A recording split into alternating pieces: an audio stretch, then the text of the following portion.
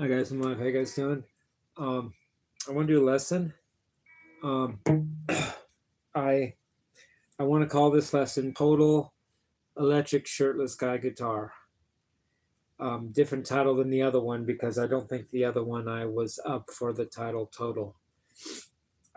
Wishful thinking is a good thing though, and picking it till you make it is a thing. But I think I finally can say I have total electric guitar. I've done my homework, in other words. I'm going to explain a little bit of that. To say you have total electric guitar, I can't call it that exactly because Eric Johnson already has a video in 1980 called Total Electric Guitar, but mine is Total Electric Shirtless Guy Guitar. I believe you have to master all the physical fundamentals of guitar. That means all the fingers have to be fully activated and functional. That even the thumb on the left hand can sometimes be used for notes or over the neck. Plus, it's the anchor for vibrato a lot of the time. A lot of the time, your vibrato isn't anchored from your finger so much as it is from your thumb via the wrist. So your thumb has to be activated, and all four fingers have to be used equal degree, including vibrato. You can't, to me, as Nuno Betancourt from Extreme said in like 1992 or something, he said, why not use vibrato with the pinky? You should be able to bend notes with the pinky and fret notes, as well as any of the other four fingers. And that takes a lot of mental work. It takes a lot of meditation and getting your head around it and all that I hadn't done until this lesson now. And then I believe it means being able to do both strokes on the right hand with the pick. I do believe in using the pick. I don't believe in just being a total legato person. That's not total to me. It means both strokes, down and up, equally. You know, you want to be able to do upstrokes too, down, so that either one is strong and pronounced and present. You don't want weak upstrokes and strong downstrokes. That doesn't sound good. And you don't want all downstrokes and no upstrokes. That doesn't feel right either. And that means both strokes for sweeping. It means both directions. And alternate picking. And not just single direction picking. And that means also tapping. And to me, teach his own, but to me, you should be able to tap with your second and third fingers of your right hand. You don't need to tap with your pinky. I don't think that's necessary. That's one finger that is an exception to the rule.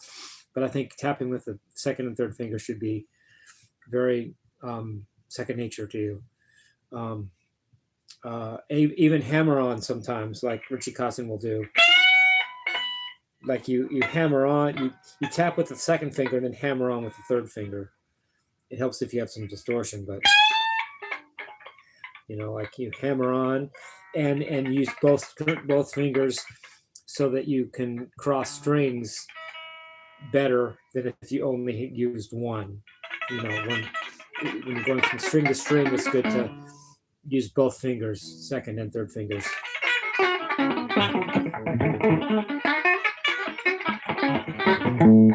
And to me, I don't tap with my first finger anymore. That first finger's for picking. I don't drop the pick and tap with my first finger. I don't do a sleight of hand and move my pick to my middle finger and then tap with my first finger. That's a lot of wasted energy to me, and chances to drop the pick, which I'll often probably do. And I don't want to be dropping my pick. Not a good thing. So that's just preface to this video. Why I think that I can finally say total electric shirtless guy guitar. I'm not saying I'm Joe Rockstar. As Eddie Van Halen also said, he didn't like that idea. He didn't. Eddie once said, "I'm not trying to be Joe Rockstar." Well, I'm not either. But having a few fundamentals under your belt is a good thing. Now, for what I want to teach, I'm just going to play it by ear, but I do have some ideas.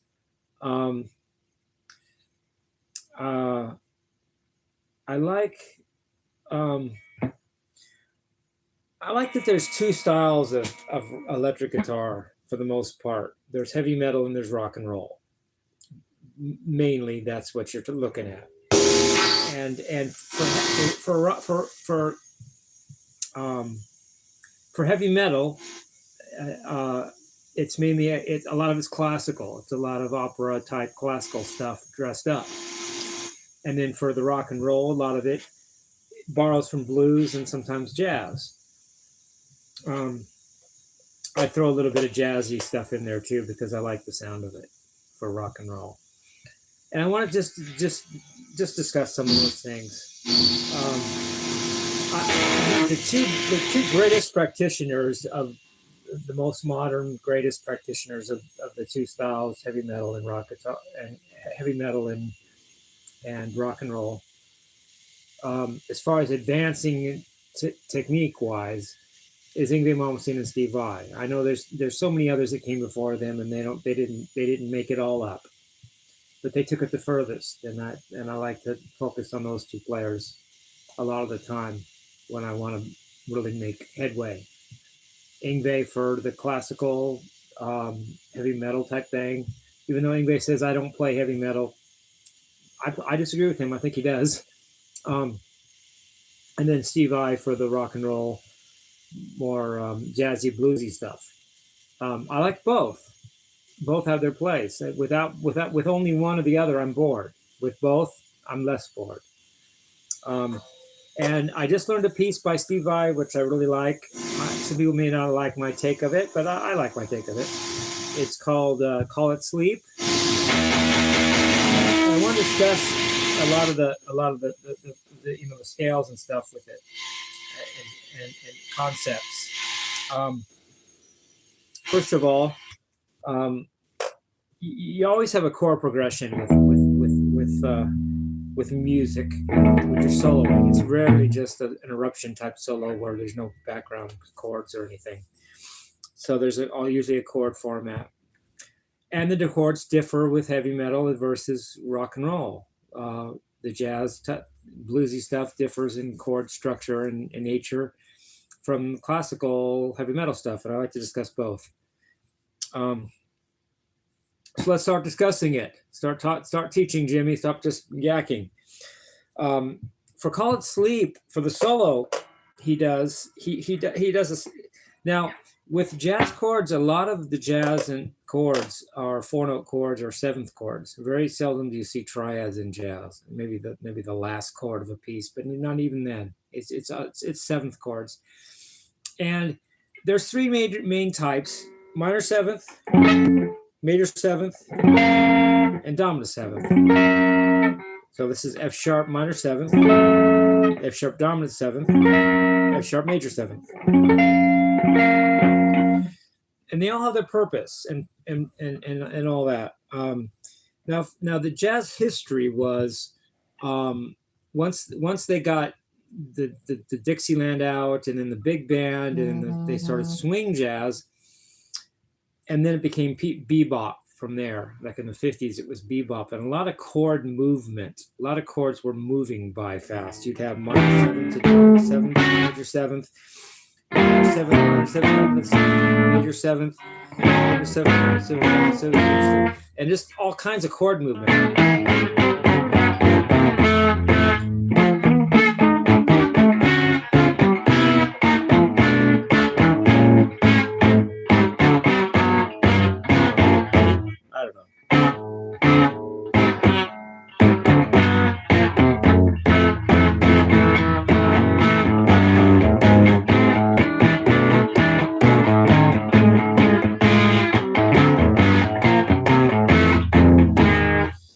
That's cool and interesting and very good.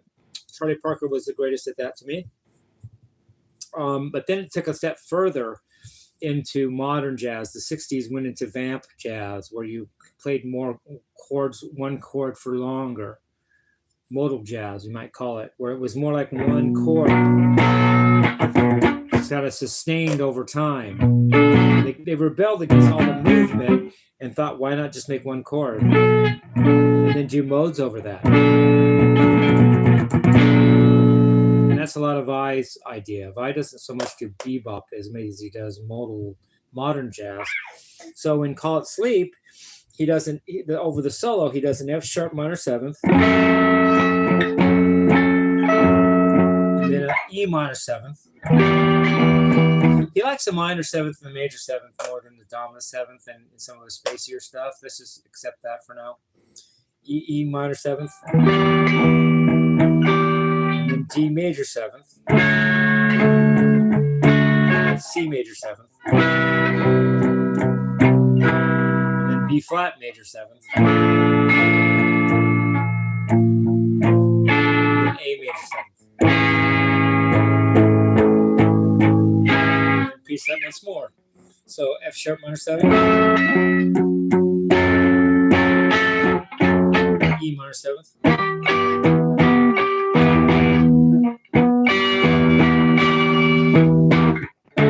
D major 7th, C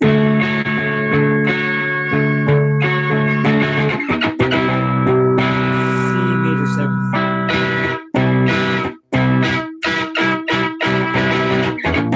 B flat major 7th,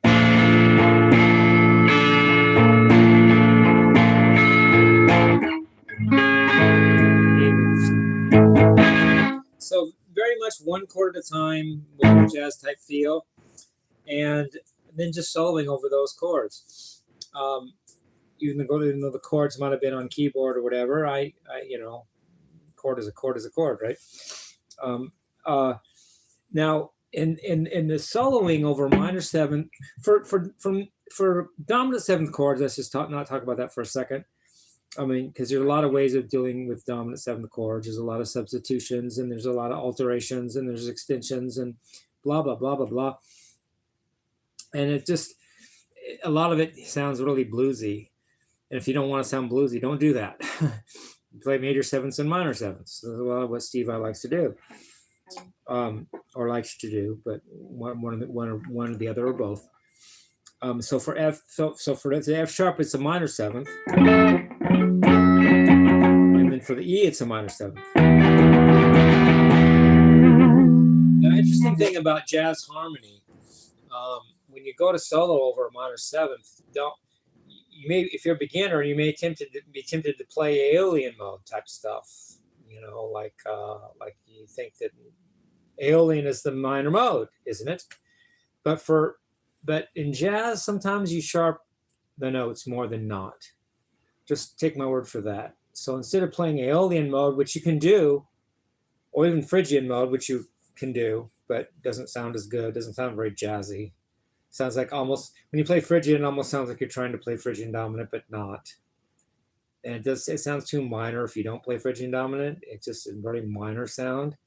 And Aeolian is not too bad, and you can do it a lot of the time, but often in jazz, you sharp the notes more than you flatten them. So what am I going to say?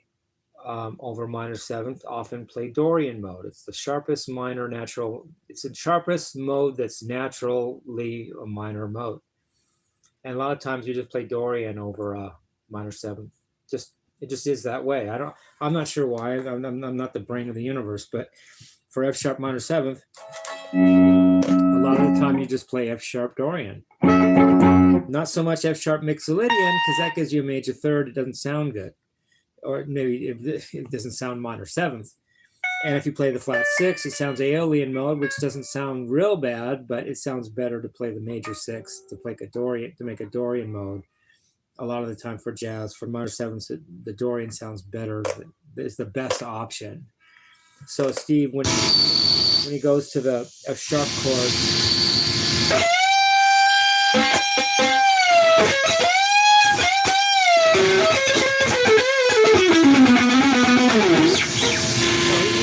he's rocking out an F sharp Dorian.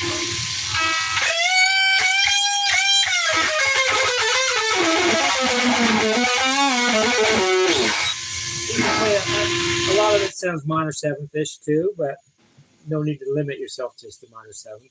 I mean, a minor pentatonic. No need to limit yourself just to minor pentatonic, but Dorian does contain a minor pentatonic, so you can improvise around that too.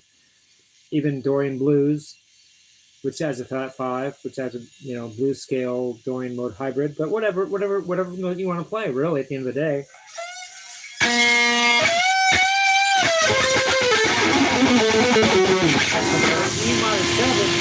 For E minor 7th, it slides down to E Dorian.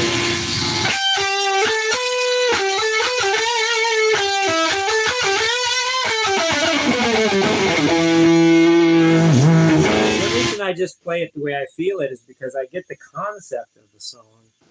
And when Steve went in the studio to do this song, I bet you my right arm, he just basically jammed his way through it and took one he liked. So why shouldn't I do the same? I don't have to literally copy this song just like Steve did to get the gist of it. And then play it my own way. It actually makes it expressive on my part. I could play the notes exactly if I studied it long enough, and I have learned all the notes, but why? Why not just do it my own way? I still get the gist of the tune, Then he slides down to D major 7.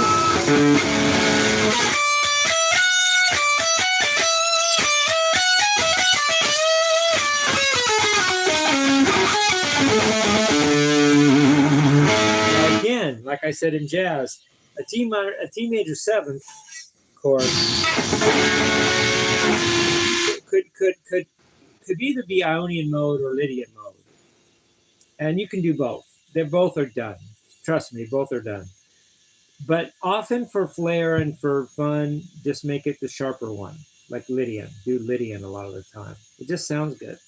Just like in minor 7th, you do Dorian instead of Aeolian a lot of the time. In major 7th, you do Lydian instead of Ionian a lot of the time. I don't know why. It just sounds good, So for D Lydian over the D major 7th.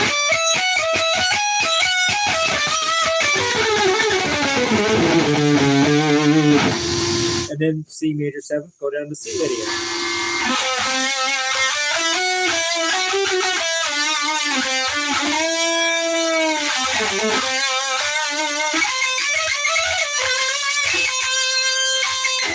And then B flat, major 7th, go down to B flat, Lydian.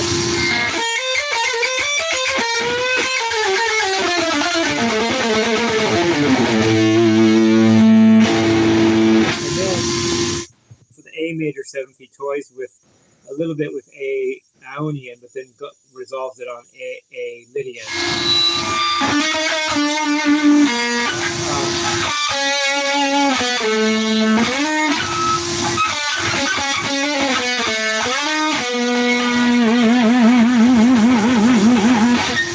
That's A Ionian to A Lydian.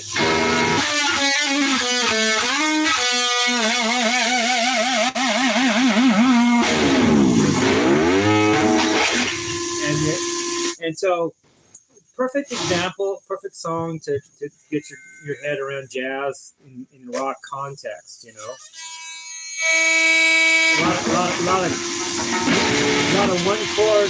lot of one chord going a lot for a long time, like one chord at a time a lot of the time. A lot of minor 7th and major 7th. A lot of modulating, changing keys and modes as you go. And a lot of the sharper mode if you have the choice between two modes. It just works out that way.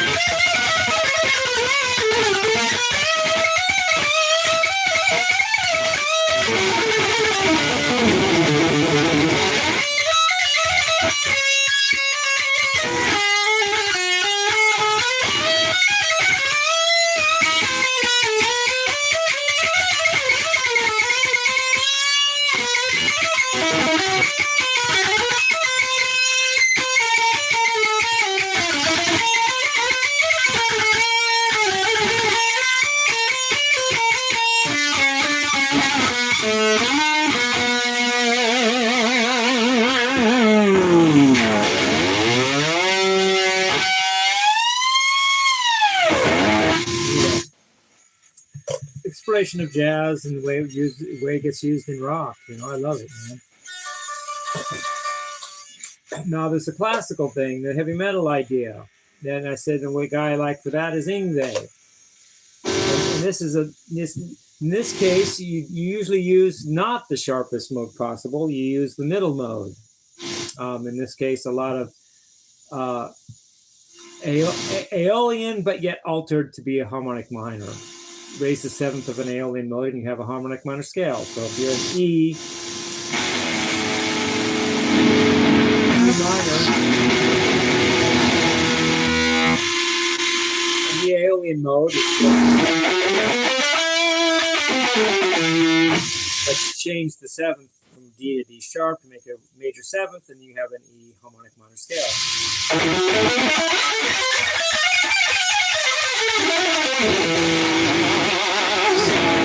Now here you do have a lot of chord changes. You don't just play one chord in classical music. You don't just have one minor chord the whole time. You have a lot of movement. If you're an E minor, you might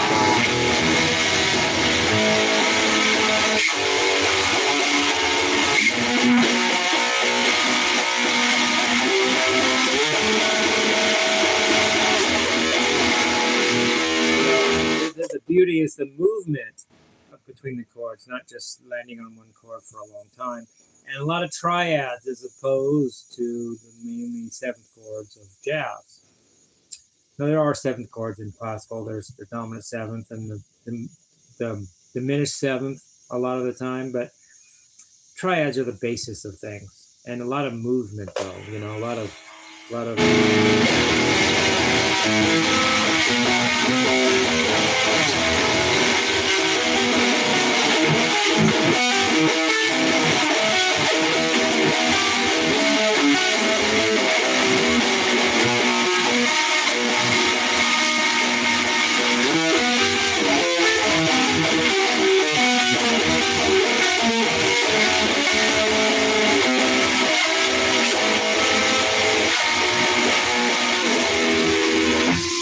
and then you go to solo, you know, you're not so much Dorian bluesy type stuff as you are Aeolian and harmonic minor.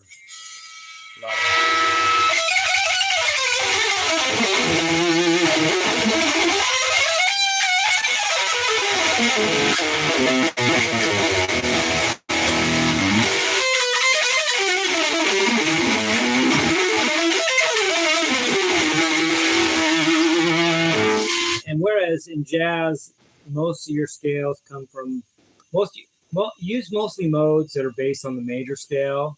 But in classical, there's major and minor, but sometimes a lot of it for heavy metal is more minorish. But that's really artificial. There really is major too. I believe in major scales. But if you had to choose only one, maybe you could get away with just a minor harmonic minor scale, and not even have a major scale. But in the big picture, it's good to know your major scale too, because anything can get boring if you can only do one thing. That's one thing that anybody had a problem with, is that he only played harmonic minor scales. He only played minor scales. It got boring, and people wanted to hear something else, and he didn't really play anything else. And I disagree with that approach. I think major scales are important, but harmonic minors are very, very important for the heavy metal type sound. Having said that, you know.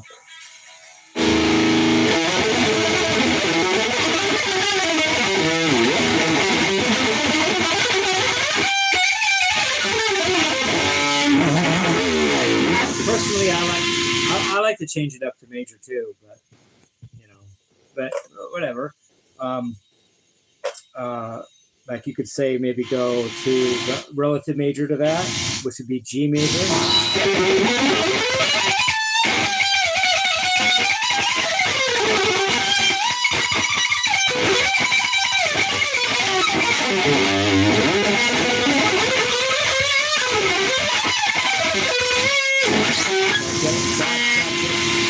And back to the harmonic minor.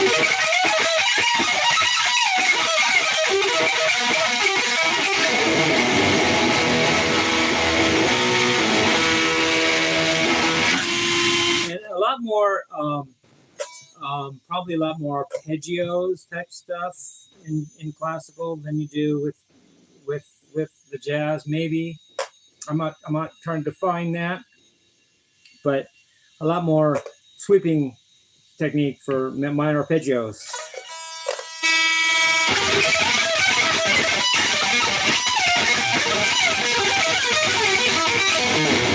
And diminished seventh arpeggios, ditto.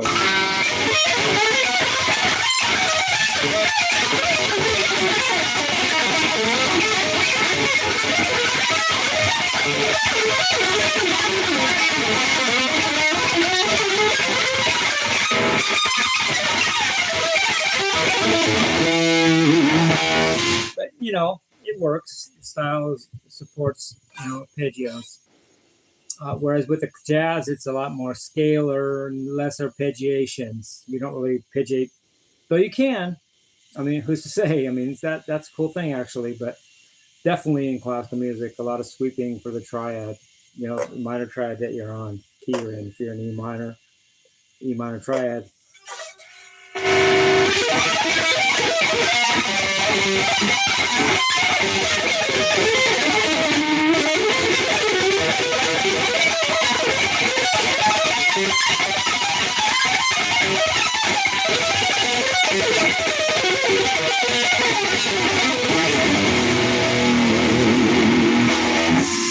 Anyway, and maybe there's more picking in the classical genre as opposed to the jazz, but not necessarily.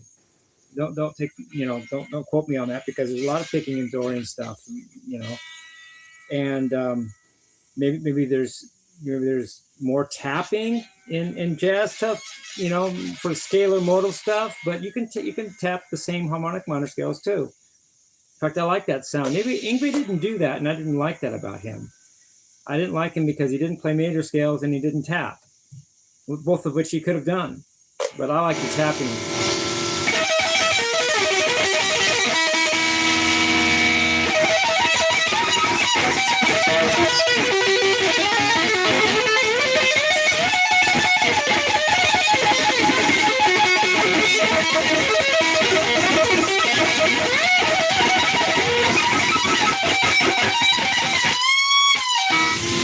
I'm all for doing more and not doing things. You know, leaving things out. I end up liking you less than if you just did everything. You know, even if you're Yngwie Malmsteen. You know. Anyway, so I wanted to do this lesson. I just wanted to reach out to you guys. Note that my fingers are good on my left hand, including for vibrato with the pinky. You want to be able to do.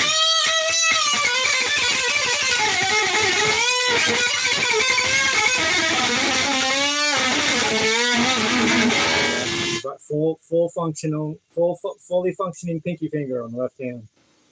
It's one of the last things people do, I have a feeling.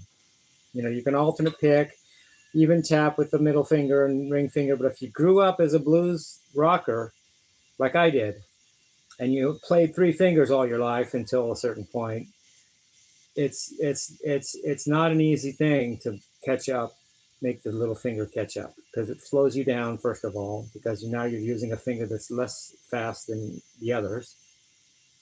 And then it's inconvenient because now that finger has to get practiced and used more than the others. The others get bored and tired of waiting on it.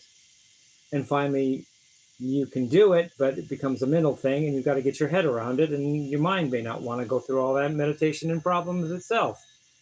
But yet do that work, okay, now you can say total Shirtless Guy, total electric Shirtless Guy guitar, because I got my head, I've done my homework with that.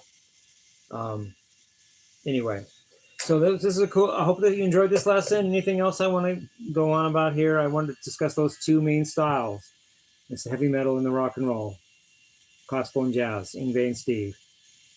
Others came before them, but those are the two forefront, you know, state-of-the-art people in the late 80s that had it the most together. Though I think I find things wrong with both players. Steve Vai could have been a better alternate picker, for instance. He didn't alternate pick very well. I mean, he did okay, but he could have practiced more at that. Conversely, Ingve could have tapped more, and he could have tapped. I'm sure he could have. He just chose not to for some reason. Anyway, hope you guys enjoyed the lesson. Love you guys. Peace, love, and rock and roll.